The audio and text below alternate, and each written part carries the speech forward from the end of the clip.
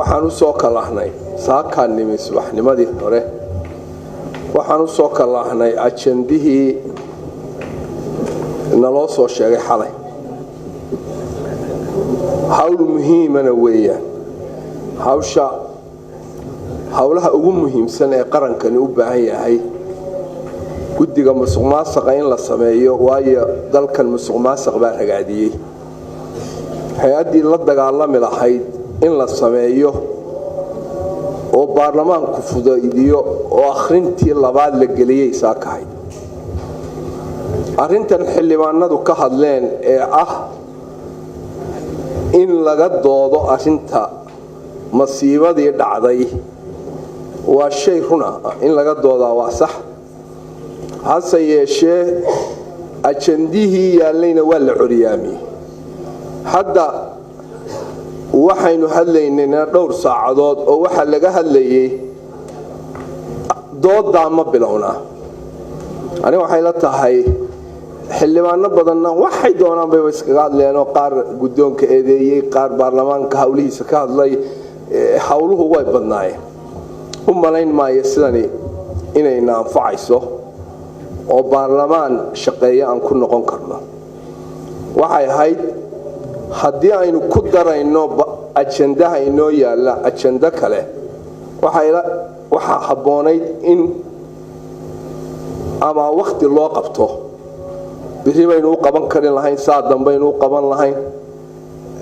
hawshanna waa dhammaystiri lahayn ama hawshan markaynu dhammaystirno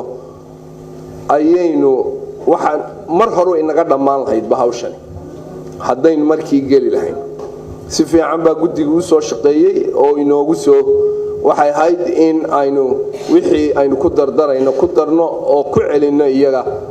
oo ay noo soo dhammaystiraan oo uu sharcigaasi inaga fulo hawlaha ugu waaweyn ee run ahaantii baarlamaanka hor yaalla waa dhowr oversight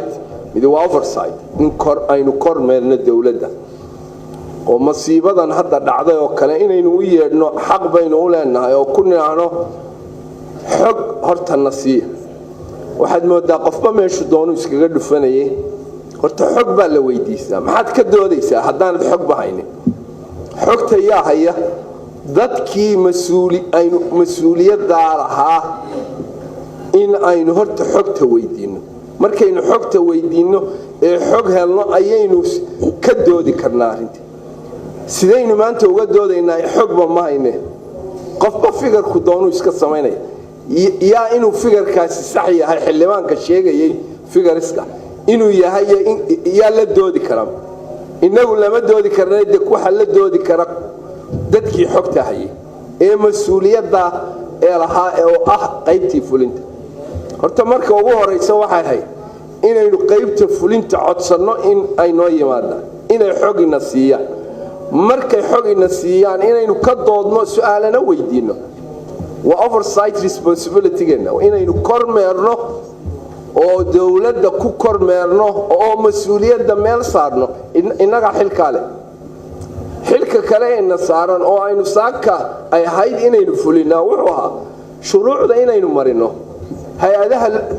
sharci bayna hor yaalla sharcigii inaynu hormarin sharcigaa waa dhammayn lahayn hadda 2 saacadood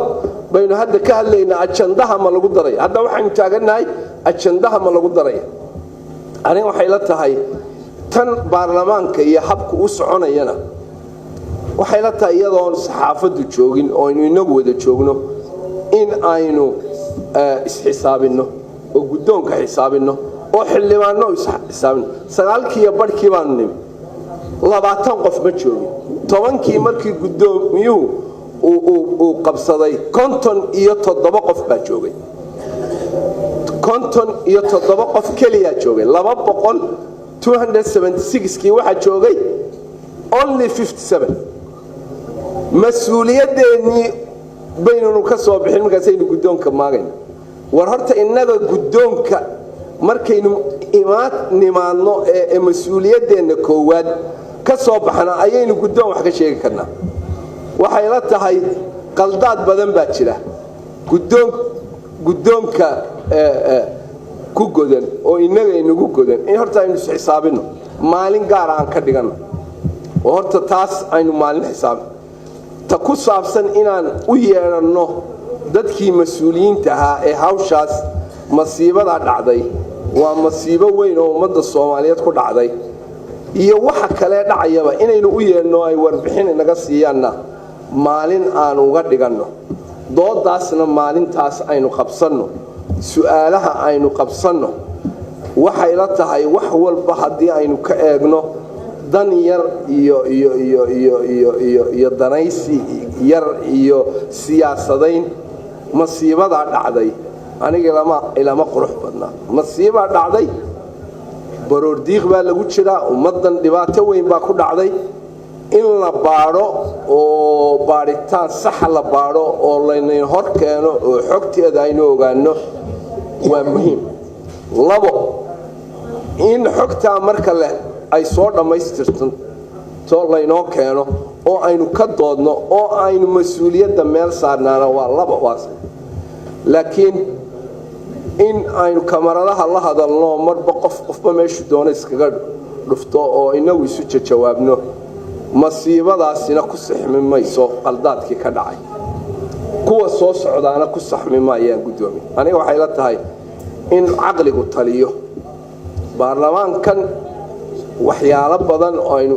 in laga saxo baa jira gudoonku inuu isu saxo gudiyadu inay saxaan xildhibaanadu isu saxaan